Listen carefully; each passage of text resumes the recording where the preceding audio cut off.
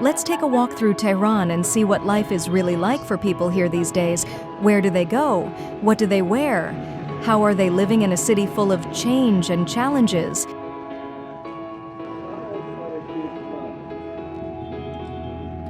Today, we're on Valiasr Street, one of Tehran's most iconic streets. And already you can see how things are shifting. Look around and you'll notice something interesting, especially when it comes to what people wear.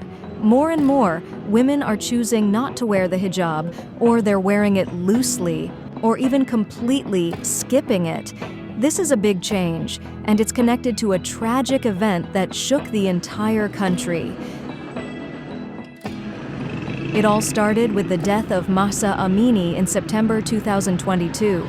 She was arrested by the morality police for allegedly not wearing her hijab properly, and her death in custody sparked widespread protests.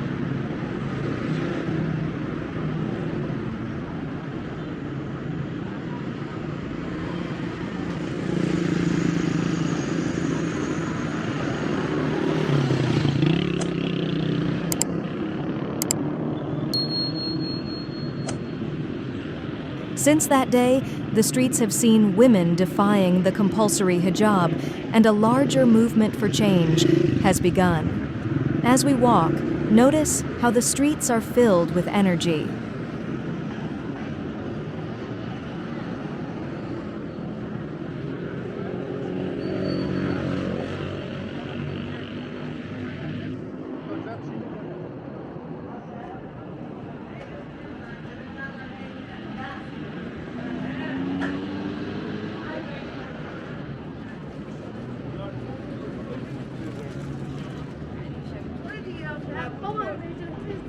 People are wearing shorter clothes than before, and there's a sense of liberation in the air.